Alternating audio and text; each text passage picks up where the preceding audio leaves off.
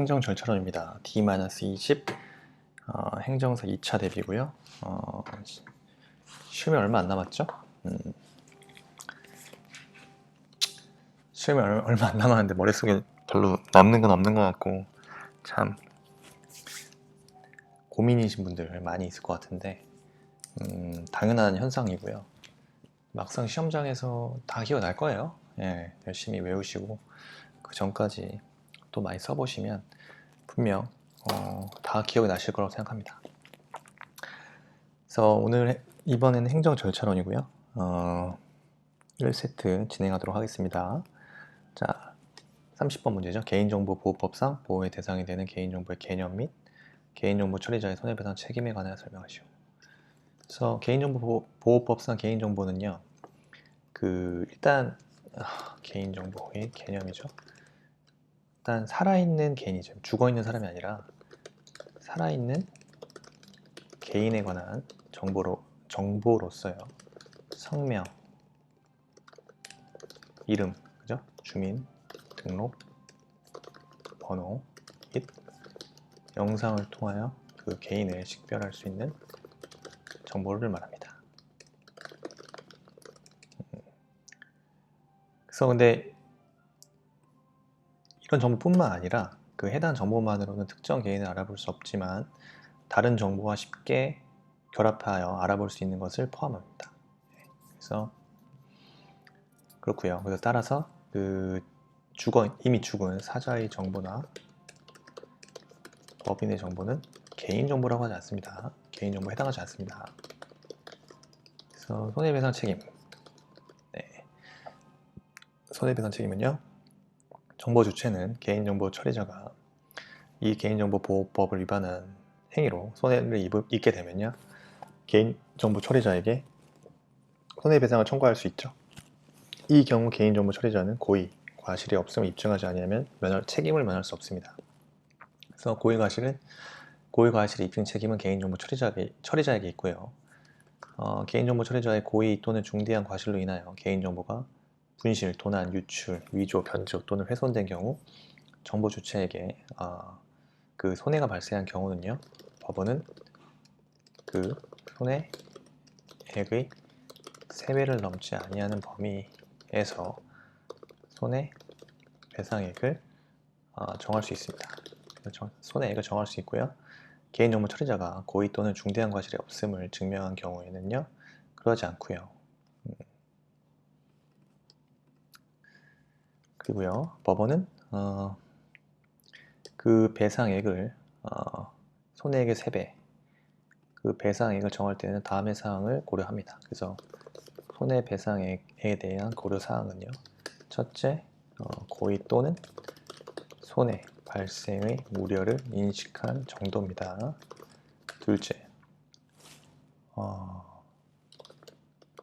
위반 행위로 인하여 입은 피해 규모도 고려해야겠죠. 셋째,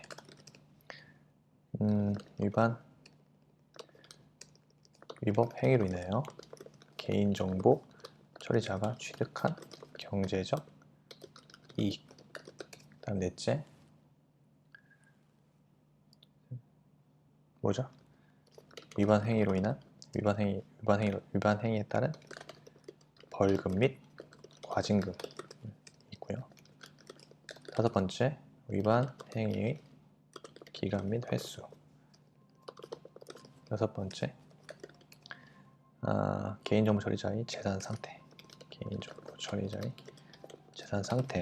일곱 번째, 개인정보 처리자가 정보 주체의 개인정보 분실, 도난, 유출 후 그 개인정보를 회수하기 위하여 노력한 정도. 노력해야겠죠. 노력 안 하면은 더 과중한 책임을 질 겁니다. 그래서 8번, 개인정보 처리자가 정보 주체의 피해 구제를 위해 노력한 정도. 정보 처리자가 정보 주체의 피해 구제를 위하여 노력한 정도 등입니다.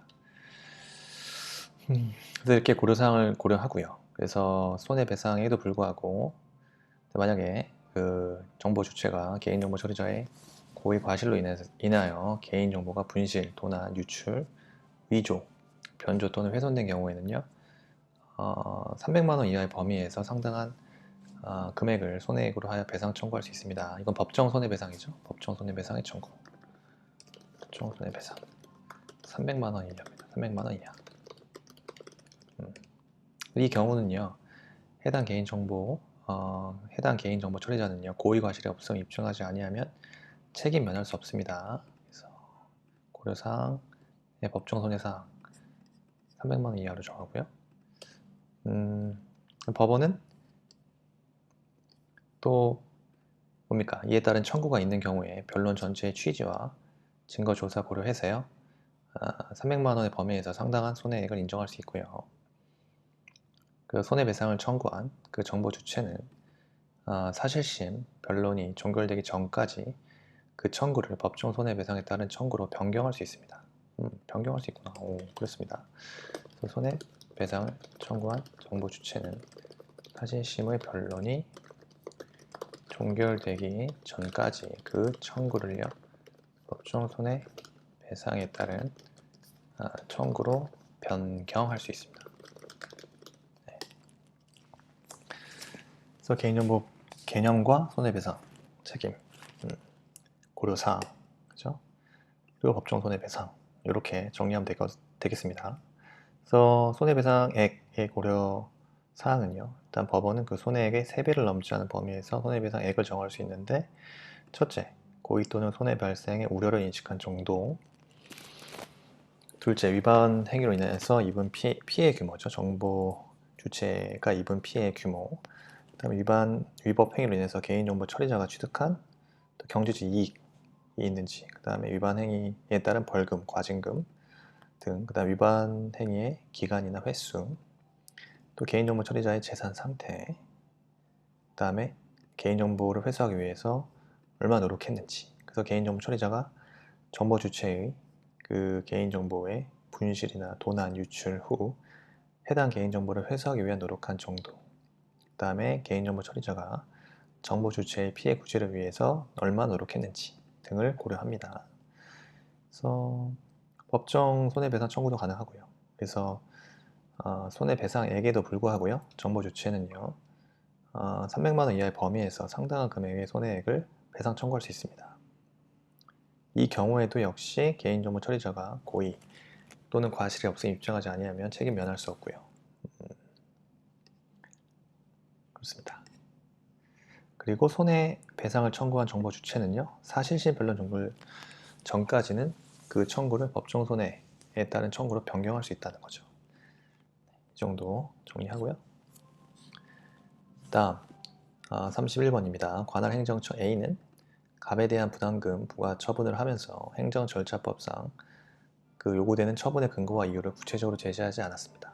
갑은 자신에 대한 부담금 부과의 근거와 이유를 정확히 알 수 없었으나 납부기한의 도과로 인한 불이익을 우려하여 일단 부담금을 납부하였고, 이후 자신에 대한 부담금 부과 처분은 이유 제시 하자가 있는 위법한 것임을 이유로 부담금 부과 처분에 대한 취소 소송을 제기하였습니다.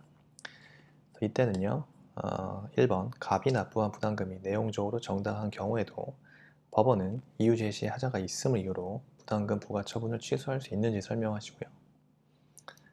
그리고 2번 취소 소송 계속 중에 A가 갑에게 부담금의 근거와 이유를 구체적으로 제시하였다면 이유 제시 하자가 치유되는지 설명하라 이겁니다. 그래서 이유 제시 하자가 있음을 위해서 일단 갑은요, 관할 행정청이 갑에게 부담금 부과 처분을 하면서 행정절차법상 요구되는 처분의 근거와 이유를 구체적으로 제시하지 않았죠.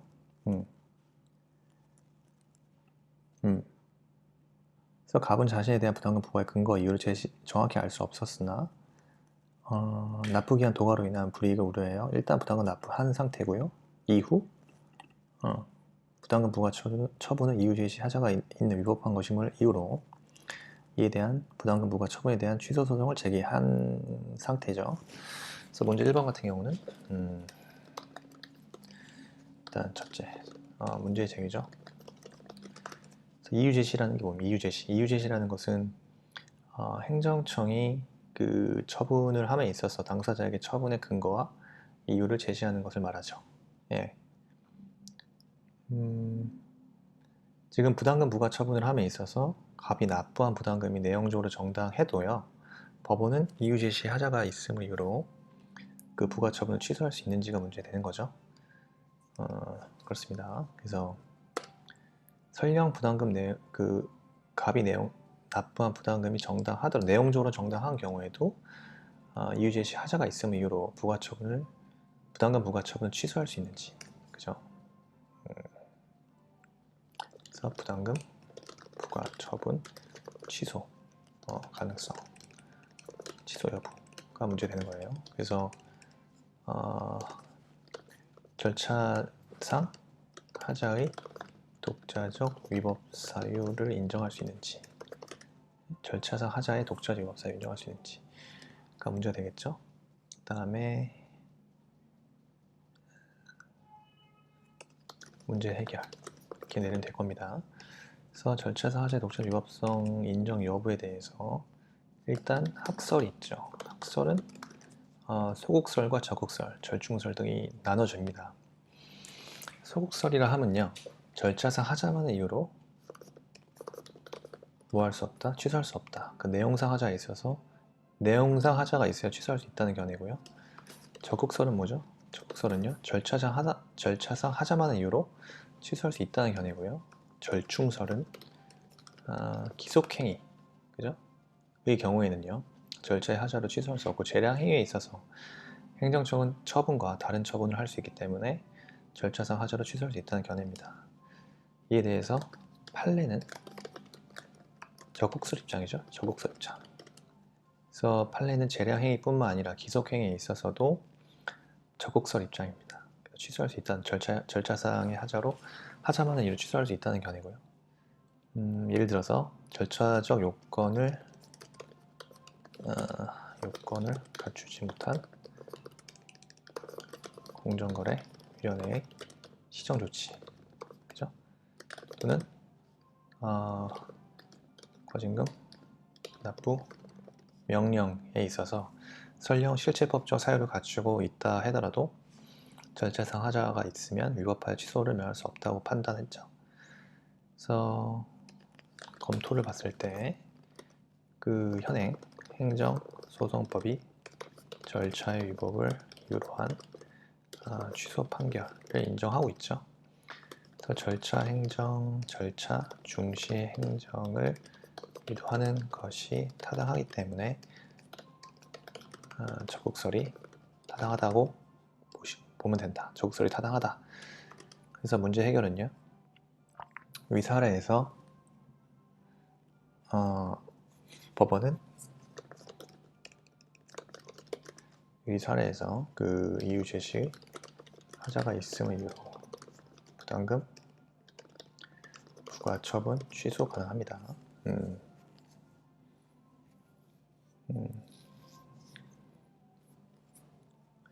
그래서 판례에서 좀 재밌는 판례 하나 소개하면요, 주류 도면 면허의 취소 처분 판례입니다. 이 처분에서 그 처분 근거와 위반 사실의 적시를 빠뜨린 하자가 있었어요. 그래서 그 지정 조건 위반으로 주류 판매 면허를 취소한다 라고만 적시되어 있다면 이 사건 면허 취소 처분은 절차상 하자로 취소할 수 있다고 판시한 바 있습니다. 이 판례 기억하셔야 되는 거죠. 주류 도매업 면허 취소 처분 판결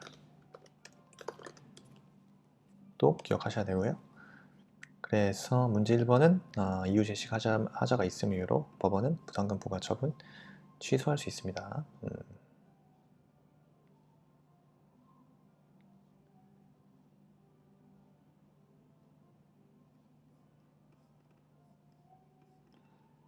자, 그리고 문제 2번 보겠습니다. 문제 2번은요. 문제 2번. 그래서 문제 2번 같은 경우는 지금 문제의 제기죠. 일단 핵심이 되는 게 그 문제가 취소 소송이 계속 중에, 그죠? 취소 소송 계속 중에 그 A가 갑에게 그럼 부가의 근거와 이유를 구체적으로 제시하였다면 취소 소송 계속 중에 이유 제시하자가 치유되는지 문제가 되겠죠. 그래서 절차상 하자의 치유 가능성. 그래서 판례는요, 이때는요, 그 국민의 권익의 침해가 없는 범위 안에서 인정해야 한다고 판시하였습니다. 그래서 이유 제시의 하자와 치유 시기. 그래서 이유 제시 하자를 포함한 절차의 하자는요, 절차의 하자를 판례는 독립된 취소 사유를 보고 있기 때문에 치유가 인용되는 시기는요, 행정 쟁송 제기 전에 하나여 치유가 가능한 것을 봅니다.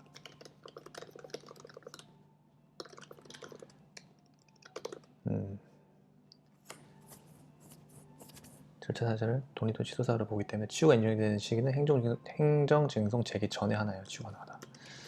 그리고 치유의 효과입니다. 치유 효과. 때 절차 위법은 제거되죠. 절차의 위법은 제거되고 소급하여 처분은 적법하게 됩니다. 그럼 사안 해결이죠.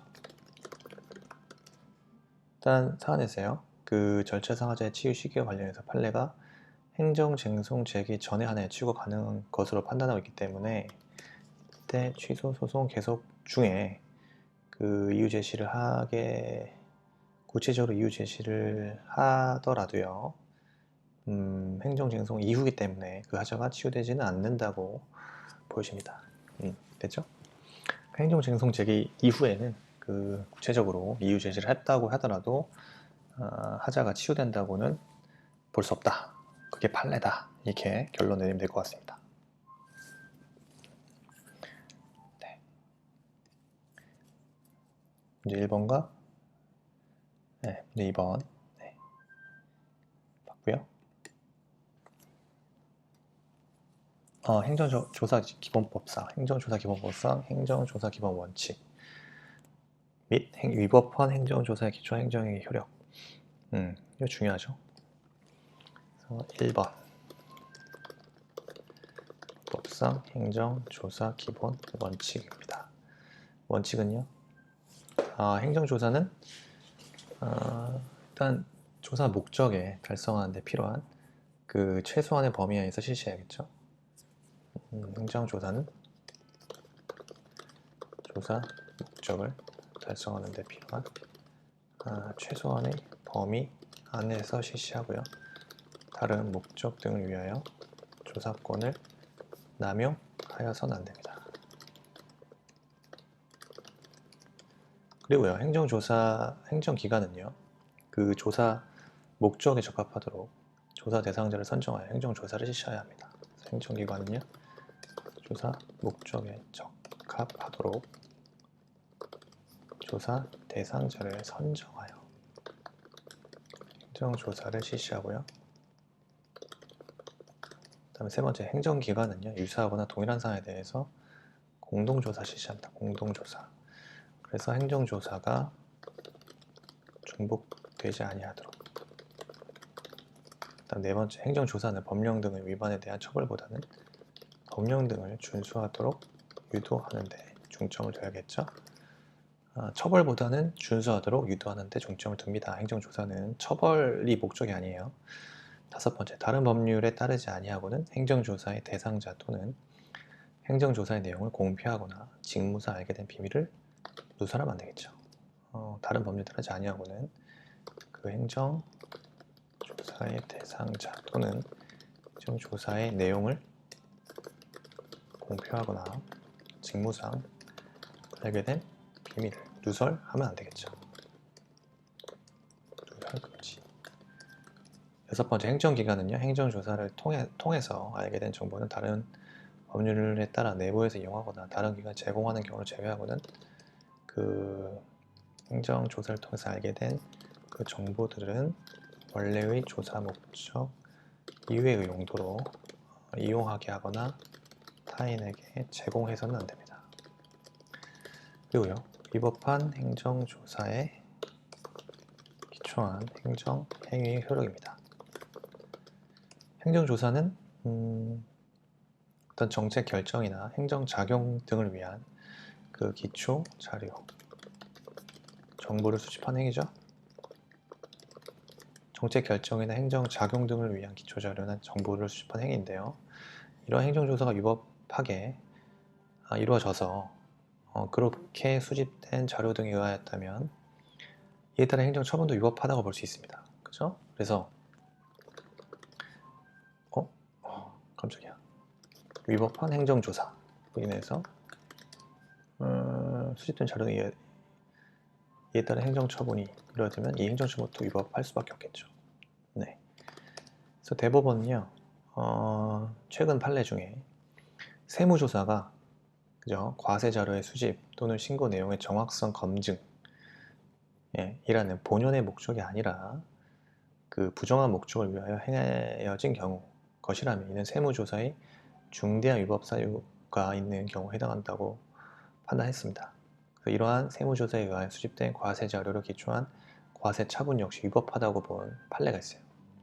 그래서 부정한 목적이 좀 그 케이스마다 다르겠죠. 그래서 단순히 그 세무조사 등을 통해서 뭐 겁박 을 주기 위한 그런 부정한 목적에 지나지 않았다면 뭡니까? 그 기존 본연의 세무조사의 목적, 즉 과세 자료의 수집이나 신고 내용의 정확성 검증이라는 그 본연의 목적에서 벗어나는 거잖아요. 그래서 이를 통한 세무조사를 통해서 중대한 위법사유가 있다면 이러한 세무조사에 의해서 수집된 그 과세 자료를 기초로 한 과세 처분도요 위법하다고 본 최근 판례가 있습니다. 2016년도 판례. 네. 그래서 행정조사법 기본법상 행정조사 기본 원칙과 위법한 행정조사에 기초 행정행위 효력, 위법한 행정조사에 따른 행정처분도 위법하다. 이 메커니즘은 기억하셔야겠죠. 다음 문제. A지방경찰청장은요 음주운전을 이유로 갑에게 2개월의 영업 면허 정지 처분을 하였는데 면허 정지 처분서에는 처분의 사유가 누락되었습니다. 그래서 행정절차법상 이유 제시의 취지와 본 사안이 이유 제시를 생략할 수 있는 경우인지 여부와 치유에 대해서 서술하시오. 바로 방금 전에 봤던 사안이죠. 그래서 이유 제시라는 게 뭐라고 그랬죠? 이유 제시라는 이유 제시 취지 봐야겠죠. 그 다음에 이유 제시의 대상 처분, 그 다음에 이유 제시의 하자의 치유. 이렇게 목차 잡으면 돼요. 그래서 이유 제시 의의는요 행정청이 처분을 함에 있어서 그 처분의 근거와 이유를 제시하는 거죠. 행정청이 처분을 함에 있어서 처분의 근거와 이유를 제시하는 것이 이유 제시입니다. 이는 행정청으로 하여금 자신의 행정 결정에 대한 사실적 근거와 해석의 근거로 이유를 제시함으로써 행정의 신중성, 공정성, 그리고 행정의 그 자기 검열, 재량의 통제로서의 기능을 갖습니다. 그래서 상대방에게 행정에 대한 쟁송 제기의 편의를 제공해서 상대방을 설득하는 기능을 가져요. 이유 제시 원칙, 대상 처분에서 원칙은요. 이유 제시는요, 뭐 수익적 처분뿐만 아니라 침익적 처분 모두를 대상으로 합니다. 그 생략 사유, 생략 사유 검토해야겠죠. 생략 사유는 뭐죠? 이유 제시의 생략 사유, 첫째 신청한 내용을 모두 인정하는 죄송합니다. 기침이 나면 안 되는데 신청한 내용을 모두 인정하는 처분인 경우. 둘째, 단순 반복적인 처분 또는 경미한 처분으로서 당사자가 그 이유를 명백하게 알 수 있는 경우. 이유 제시 생략할 수 있죠. 셋째, 긴급을 요하는 경우입니다. 그래서 이유 제시는요 신청한 내용을 모두 인정한 처분이거나 단순 반복적인 처분이거나 또는 경미한 처분으로서 그 당사자가 그 이유를 명백히 알 수 있는 경우거나 긴급을 요하는 경우입니다. 다만 이 두 가지 사안 있죠. 단순 반복적인 처분. 그래서 그 이유를 당사자가 명백히 알 수 있거나 긴급을 요하는 경우에 이러한 경우에는요, 당사자가 처분 후에 이유 제시 요청하는 경우에는 그 근거와 이유는 제시하면 됩니다. 자, 사안의 경우 볼게요. 사안에서 행정절차법상 그 이유 제시를 하지 않아도 되는 예외적인 경우에 해당이 되진 않죠. 그래서 처분 사유로 누락한, 그죠? 처분 사유로 누락한 그 면허정지 처분은요, 위법한 처분에 해당돼요. 네, 위법의 정도는 그 하자의 효과에 대한 통설과 판례인 중대 명백설에 의할 경우 처분 사유의 누락은요, 그 하자가 중대하다고 보기는 어렵죠. 그래서 취소할 수 있는 행위로 보고 있습니다. 취소할 수 있는 행위, 당연무효가 아니라 취소할 수 있는 행위로 봅니다. 그리고 이유 제시하자는요, 이유 제시하자의 치유죠. 이유 제시하자가 치유. 그래서 일반적으로 이유 제시하자 치유 가능성 인정하고 있죠. 그 시점이 문제일 뿐입니다. 어느 시점까지 치유를 인정할 수 있는가, 이게 문제죠. 이유 제시의 취지를 생각해 봤을 때, 그죠? 언제까지 봐야죠? 행정이 상대방에게 쟁송 제기상의 편의를 제공하는데 있다고 보여지므로 이유 제시의 취지는요, 다시 말씀드리지만 행정의 상대방에게 쟁송 제기상의 편의를 제공한다. 왜? 설득 기능이 있잖아요. 그래서 행정, 쟁송, 제기 전에 하나야 치유를 인정하는 것이 타당하다. 그래서 우리 전에 봤던 사안에서 취소소송 계속 중에는 행정, 쟁송, 제기 전이 아니라 행정, 쟁송, 제기 이후기 때문에 하자를 인정하지 않은 사안을 봤죠. 예. 그렇습니다. 이유 제시 봤고요. 다음에 공공기관 정보공개에 관한 법령상 정보공개 청구권자와 공공기관의 범위. 이거 그냥 외우는 거죠. 정보공개 청구권자는요, 1번 정보공개 청구권자, 모든 국민이죠. 모든 국민이 정보의 공개를 청구할 권리를 가지고요. 외국인 같은 경우는 대통령령으로 정하고 있습니다. 그래서 모든 국민이지. 근데 지방자치단체, 가령 관악구청, 정보공개 청구권 인정되나요? 안 됩니다. 판례는 송파구청이 정보공개 청구를 한 적이 있는데 그 송파구청은 정보공개 청구권자인 국민에 해당되지 않는다고 본 판례가 있습니다. 그래서 법적 근거죠. 법적 근거를 보면요, 공공기관의 그 보유 정보에 대한 정보공개 청구의 권리는요, 공공기관 정보공개에 관한 법률의 규정을 근거로 하고 있는 것으로 볼 수 있습니다. 그래서 공공기관의 정보공개에 관한 법률 근거로 인정돼서 볼 수 있습니다. 근데 헌법재판소는 이러한 개별적 법률에 근거가 없어도 헌법 규정만으로 그 근거가 인정이 된다. 일단은 판례, 태도를 취하고 있고요. 셋째, 원고 적격으로서의 정보공개 청구권. 그 다음에 관련 판례 한번 보고요. 그 다음에 공공기관의 범위. 그래서 세 번째, 원고 적격으로서의 정보공개 청구권입니다. 그래서 정보공개 청구권이란 것은 법률상 보호되는 구체적 권리이기 때문에 정보공개 청구권이 있는 자는 그 개인적 이해관계와 상관없이 공개 거부로 그 권리를 침해받은 것이므로 당연히 공개 거부를 다툴 원고 적격을 갖습니다.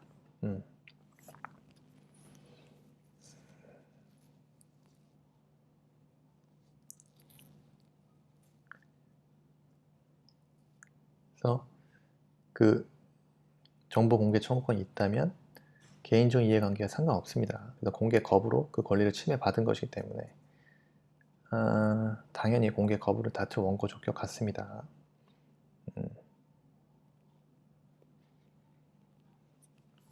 그래서 관련 판례를 볼게요. 그래서 대법원은요,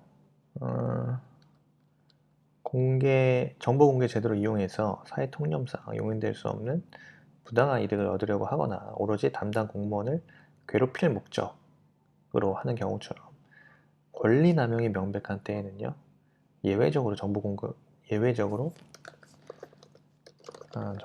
공개 청구권의 행사를 허용하지 않은 바 있어요.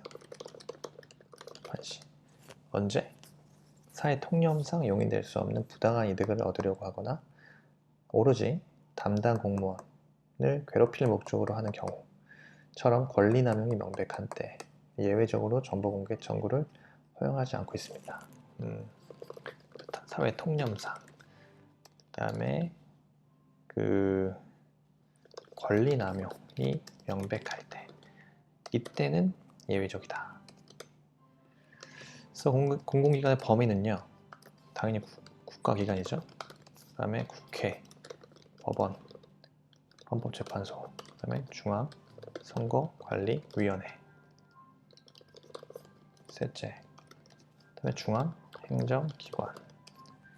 때는 대통령 소속기관과 국무총리 소속기관 포함이죠. 및 그 소속기관, 그 다음에 행정기관 소속위원회의 설치, 운영에 관한 법률에 따른 위원회,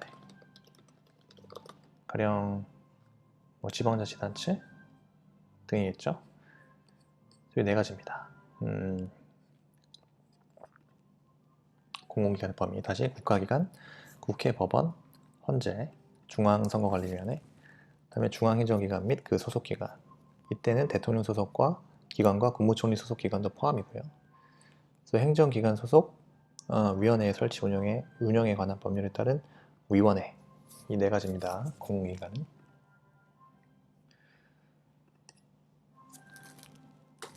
질서위반 행위 규제법. 일단 시간적 범위와 장소적 범위에 대해서 약술하시오. 일단 법 적용의 시간적 범위. 원칙은요, 질서 위반 행위 성립과 과태료 처분요, 행위 시의 법률에 따릅니다. 그렇죠? 시간적 범위. 그 다음에 소급표. 표 문제되죠. 일단 질서 위반 행위 후에, 그죠? 질서 위반 행위 볼게요. 질서 위반 행위 후에 법률이 변경됐어. 법률이 변경돼서 어떻게 되죠? 그 행위가 질서 위반 행위에 해당되지 않게 됐어. or 않게 되거나 과태료가 어떻게 됐습니까? 그 과태료가 변경되기 전의 법률보다 인하됐어. 과태료가 가볍게 된 때. 이때 어떻게 되죠? 변경된 법률을 적용하죠. 적용합니다. 그렇습니다. 질서 위반 행위가 있고 그 법률이 변경되는데 그 행위가 질서 위반에 해당되지 않거나 그 과태료가 더 가볍게 됐을 때, 그 과태료 변경되기 전의 법률보다 더 가볍게 된 때, 법률에 특별한 규정이 없는 한 변경된 법률을 적용합니다. 두 번째죠. 행정청의 과태료 처분이나 법원의 과태료 재판이 확정된 후, 그죠? 행정청 과태료 처분과 법원의 과태료 재판 확정된 후에 법률이 변경됐어. 법률이 변경이 돼서 행위가 질서 위반 행위에 해당되지 않아. 이때는 어떻게 되죠? 변경된 법률에, 그죠? 특별한 규정이 없는 한 과태료의 징수 또는 집행을 면제합니다. 그래서 먼저 과태료 처분이나 과태료 재판이 확정이 된 다음에 법률이 변경이 돼서 그 질서 위반 행위가 질서 위반 행위에 해당되지 않게 되면요, 그 변경된 그 법률의 규정이 그 변경된 법률에 특별한 규정이 없는 한 그 과태료 징수나 집행은 면제됩니다. 다음에 두 번째, 장소적 범위. 그렇죠? 대한민국 영역 안에서 질서 위반 행위를 한 자. 잘 적용하죠. 대한민국 영역 안에서 질서 위반 행위를 한 자. 그 다음에 대한민국 여기서 안에서 한 자면 당연히 뭐 대한민국 뭐 내국인뿐만 아니라 외국인도 포함이겠죠. 그 다음에 대한민국 영역 밖에서 질서 위반을 한 대한민국 국민에게 국민인 경우, 이거는 속인주의가 적용되네요.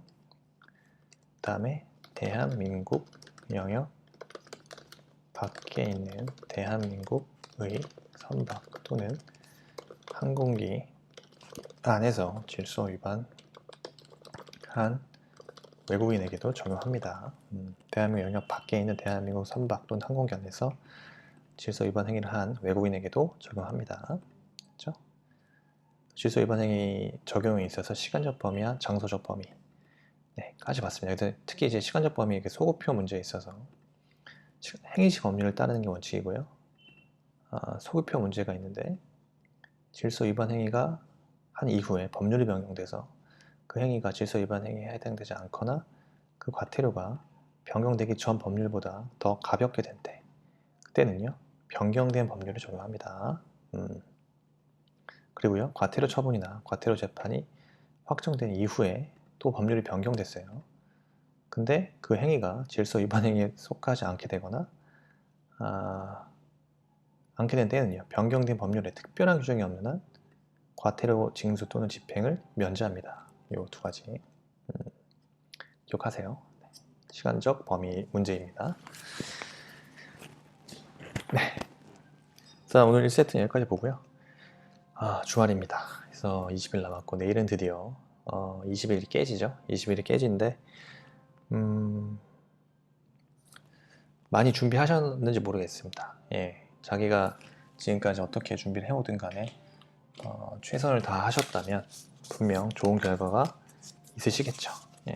분명 시험에서 좋은 결과 있으실 거라고 생각하고요. 마무리 잘 해가지고 깔끔하게 시험 끝나고 푹 쉬면 좋겠습니다. 이상 쇼터디였습니다. 쇼터디인데 더 많은 기출 예상 문제는요 shortstudy.com으로 오시면 되죠. shortstudy.com에 오셔가지고 기출 문제랑 또 예상 문제 막 섞는 게 또 특징이니까 많이 푸시면 좋을 것 같습니다. 감사합니다.